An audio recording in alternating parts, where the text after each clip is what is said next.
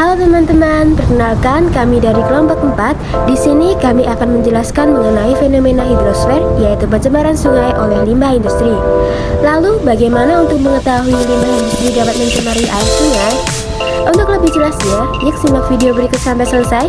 Jangan di-skip ya. Untuk itu, pertama-tama kita harus tahu nih, apa itu hidrosfer? Hidrosfer merupakan bagian dari permukaan bumi yang terdiri dari lapisan air. Hidrosfer berasal dari kata hidros yang berarti air dan sfer yang berarti lapisan. Beberapa elemen dari hidrosfer bumi antara lain adalah sungai, danau, laut, gletser, air tanah, dan uap air yang ada di lapisan udara. Penurunan kualitas air salah satunya disebabkan oleh limbah industri. Industri sendiri adalah kegiatan ekonomi yang mengolah bahan mentah, bahan baku, barang setengah jadi, dan atau barang jadi menjadi barang dengan nilai yang tinggi untuk penggunaannya. Industri memiliki peran penting dalam perekonomian di Indonesia. Namun, tentu saja hal tersebut membawa dampak negatif yang berpengaruh terhadap ekosistem di sekitar industri tersebut. Adanya limbah industri merupakan salah satu faktor yang paling besar adanya pencemaran air di Indonesia. Banyak pabrik yang membuang limbah industri mereka ke sungai tanpa mengolahnya terlebih dahulu. Padahal, limbah industri tersebut mengandung zat-zat kimia yang berbahaya bagi lingkungan. Jika limbah industri tersebut langsung dibuang ke sungai, maka akan menimbulkan pencemaran air, merusak, bahkan memusnahkan organisme di dalam sungai tersebut.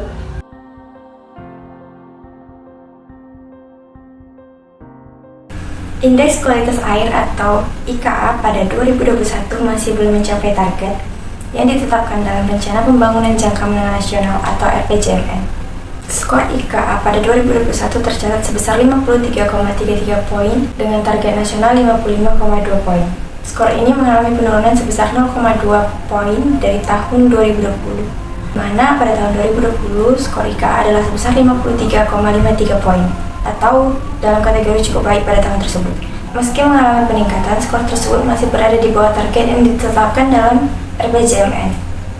Menurut Direktur Jenderal Pencemaran dan Kerusakan Lingkungan, salah satu penyebab IKA masih belum mencapai target adalah masih adanya biological oxygen demand atau BOD dan bakteri E. coli. Jika dirinci berdasarkan provinsi, terdapat 14 provinsi yang sudah berhasil mencapai target IKA pada 2021. Sedangkan 20 provinsi lainnya masih belum memenuhi target. Di sisi lain, terdapat beberapa provinsi yang meski berhasil mencapai target tetapi mengalami tren penurunan pada kualitas air dan sungai. Provinsi tersebut antara lain Banten, Bengkulu, Kepulauan Riau, Sumatera Selatan, dan Jawa Barat. Sementara itu, provinsi yang berhasil mengalami peningkatan nilai kualitas air adalah DKI Jakarta, Maluku, Nusa Tenggara Barat dan Timur, serta Sulawesi Tengah. Bila dilihat trennya, skor IKA cenderung fluktuatif dan sempat anjlok pada tahun 2016 dan 2018, kemudian mengalami peningkatan hingga 2020 dan turun kembali pada tahun 2021. Adapun dalam periode 7 tahun terakhir itu, skor IKA berhasil mencapai target hanya terjadi pada tahun 2015 dan 2017, di mana pada tahun 2015 skor IKA tercapai sebesar 53,1 poin dengan target 52 poin, dan pada tahun 2017 skor IKA sebesar 53,2 poin dengan target 53 poin.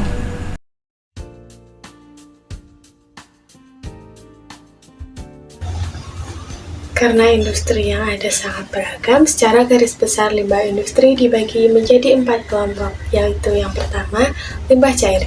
Limbah cair merupakan limbah yang berwujud cair dan dihasilkan oleh proses industri, misalnya sisa limbah tempe, cairan pengawet, sisa pewarna makanan, dan lain sebagainya.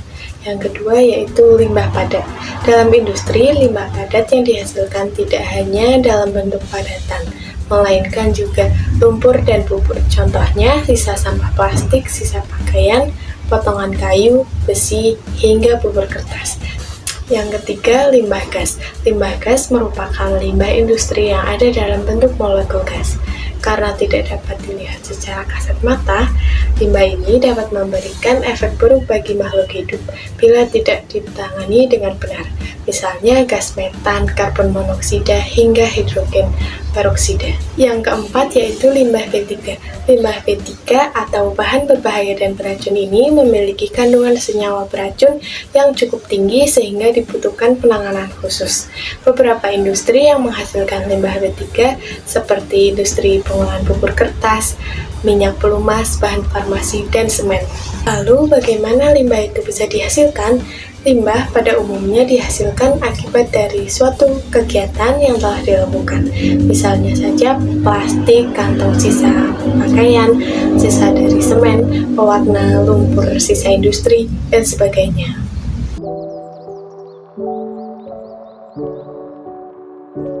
Sungai memiliki banyak manfaat bagi kehidupan manusia, terlebih untuk keperluan rumah tangga seperti mencuci, mandi, dan lain-lain.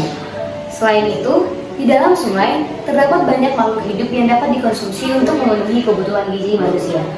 Namun, saat ini warna sungai sudah tidak lagi jernih.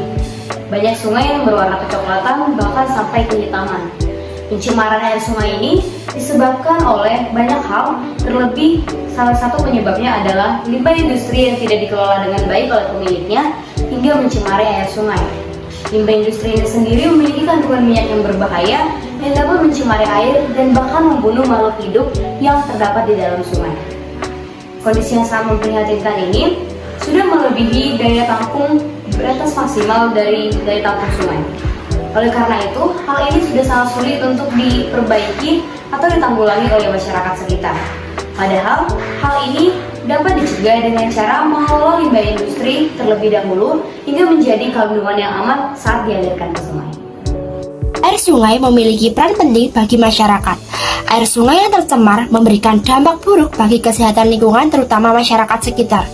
Dampak yang ditimbulkan berupa kontaminasi air yang menimbulkan penyakit.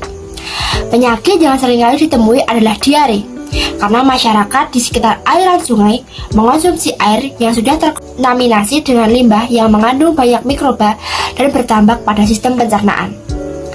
Selain itu, limbah industri berupa logam berat yang sering dialirkan ke sungai menyebabkan sungai menjadi tercemar.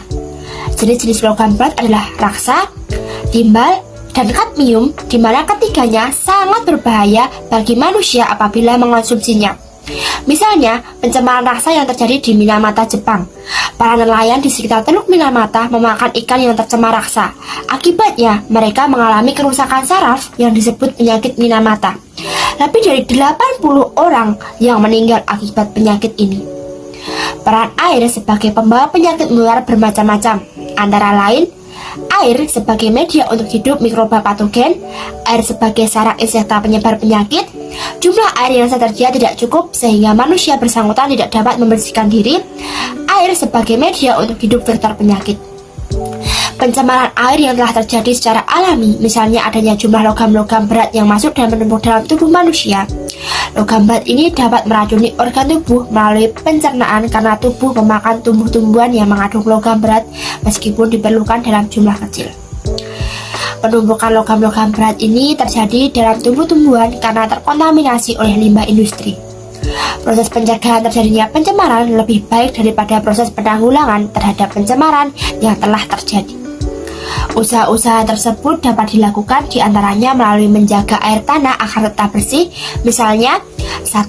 Menempatkan daerah industri atau pabrik jauh dari daerah perumahan atau pemukiman. 2. Pembuangan limbah industri diatur sehingga tidak mencemari lingkungan atau ekosistem. 3. Pengawasan terhadap penggunaan jenis-jenis pestisida dan zat-zat kimia lain yang dapat menimbulkan pencemaran. 4. Tindakan tegas terhadap perilaku pencemaran lingkungan. 5. Memberikan kesadaran terhadap masyarakat tentang arti lingkungan hidup sehingga manusia lebih mencintai lingkungan hidupnya.